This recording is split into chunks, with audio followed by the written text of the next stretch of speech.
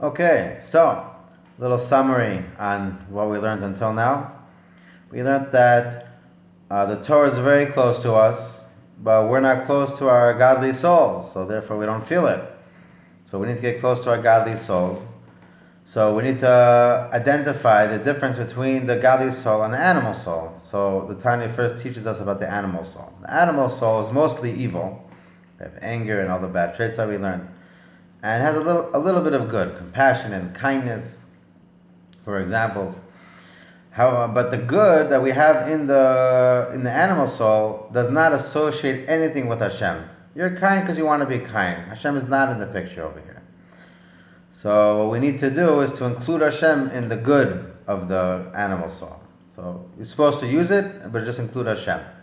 Then there's good that's associated with the evil goyim. Again, not calling all goyim evil. Just there are evil goyim that they are associated with this, with these klipos, they're called, and they have this kindness that they do, where they're kind. But the reasons for being kind or compassionate are against the will of Hashem. So they could for instance, you could learn Torah to use it as a weapon to attack someone, or you could be kind because you want to knock someone down. You're doing it for all the wrong reasons. So even though you're doing something good, but if it's for all the wrong reasons, you need to stay away from it. And then that was Perek Aleph. Now Perek Beis, we learned that our godly soul comes from the supernal wisdom of Hashem. Well, it was broken down and distanced from its source. And by us connecting to the tzaddikim, do we actually reconnect back to the supernal wisdom, which is the source of our godly soul. So by connecting to tzaddikim, we're actually putting our godly soul, bringing it back to its original source. Imagine it's like bringing a child home to his parents. It feels very good, and it's very empowering to the godly soul. So that's the first step we have in connecting to our godly soul. Now moving on to Perek Gimel. Perek Gimel, we learn about the structure of the godly soul. So it's called Chabad Chagat Nahim. Chabad is the intelligence, our wisdom, our understanding, and Chagat is Chesed Gvur Tiferes. There are attributes that we have. We have kindness, and we have being also tough, and it's all based on love and fear. They're all branches of love and fear. So the idea is that Chabad is our intelligence, and the rest is our emotions. And it's our intelligence that actually arouses our emotions. So therefore, the Tanya tells us to contemplate on the fact that Hashem actually fills up the whole entire world, like it says. So everything that you see, whether it's you looking at your body, or a table, or a chair, or a couch, or a bookcase, or anything around you, the walls, anything you see, the mountains, the trees, whatever it may be, it's actually Hashem present at the moment, bringing everything to existence as we speak. And that is called Mimali Kol Almin. Hashem fills all worlds. It's not only this world, but it's all the worlds, which is the rest of the worlds are actually spiritual, and we can't really see them, but it's actually Hashem bringing those worlds into existence also. And then we have what's called Sovev Kol Almin. Sovev Kol Almin means that it's Hashem circling everything. It's not really Hashem circling. It's not like Hashem's like distant. He's surrounding it, but he's not in it. Hashem is in it on the same level. The reason why it says that it's circling it, surrounding it, is because it's not being revealed. So it's as if it's not there, but really it's there. It's just not revealed. Because if the infinite light of Hashem were to be revealed, even for a second, the world would cease to exist. From how great the godliness is, everything would just go back to godliness. There wouldn't be a world anymore. So we meditate on that, how Hashem fills up everything, and in everything that Hashem fills up, there's this infinite light.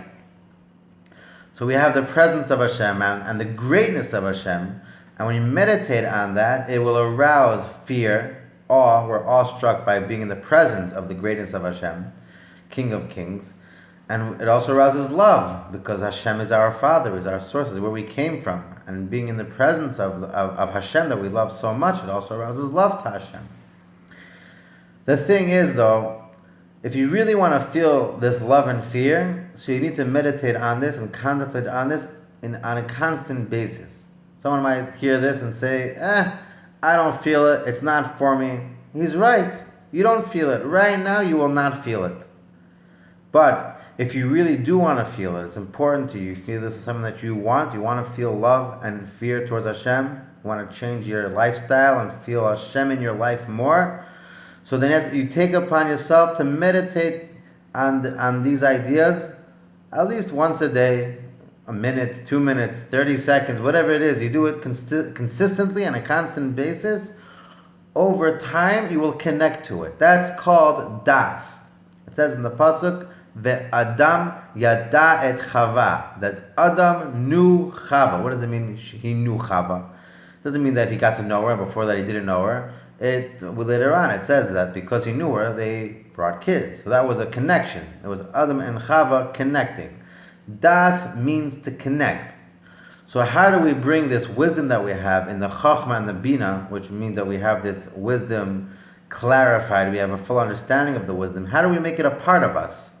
So the way we make it a part of us, it says in Tanya, is by repeating it consistently, on a consistent basis, and meditating it over and over and over again. And over time, you will connect to it and you will truly feel the presence of Hashem and the fear towards Hashem and the love towards Hashem. When I say fear, I mean awe. It's not a negative fear. It's like an awe in being in the presence of a great person, not a scary fear. So so this is the second step that we have in getting closer to Hashem, and we feel more our godly soul. We feel the love of our godly soul by doing this, and the fear of the godly soul by doing this. And now we're more in tune with our godly soul. And the more we get in tune with our godly soul, the more we will feel how the Torah is close to us and very close to us in our mouths and in our hearts to do everything that it says in the Torah. And through that, Bezrat Hashem, we'll be bringing the Mashiach, and the Mashiach will come, Techef Umiyad Mamash.